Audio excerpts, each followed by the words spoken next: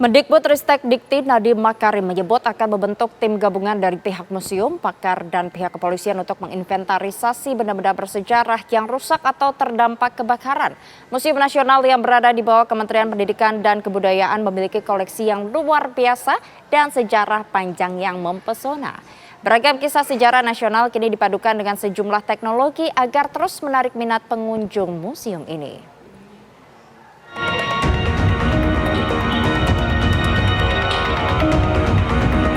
Bangunan di Gedung A Museum Nasional atau Museum Gajah Gambir Jakarta Pusat terbakar Sabtu malam.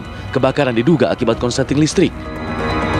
Kebakaran bangunan yang menyimpan sejumlah benda-benda bersejarah tersebut menimbulkan kekhawatiran sejumlah pihak, termasuk Menteri Pendidikan, Kebudayaan, Riset, dan Teknologi Nadiem Makarim.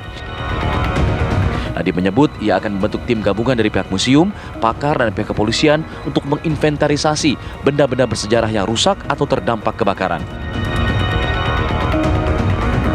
Prioritas utama kita sekarang adalah sebenarnya menyelamatkan sebanyak mungkin artefak-artefak dan benda-benda bersejarah yang ada di dalam ruangan-ruangan yang terdampak kebakaran ini. Itu adalah prioritas utama kami.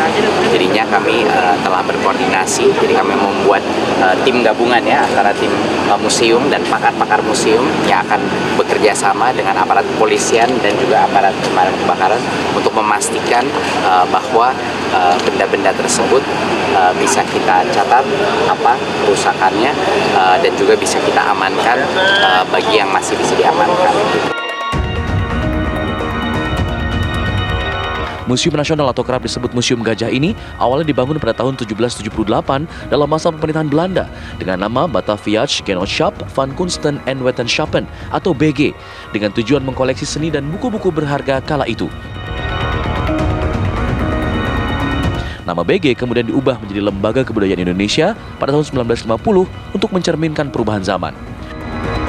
Pada September 1962, Lembaga Kebudayaan Indonesia menyerahkan pengelolaan museum kepada pemerintah Indonesia yang kemudian menjadi museum pusat sebelum akhirnya ditingkatkan statusnya menjadi Museum Nasional pada Mei 1979.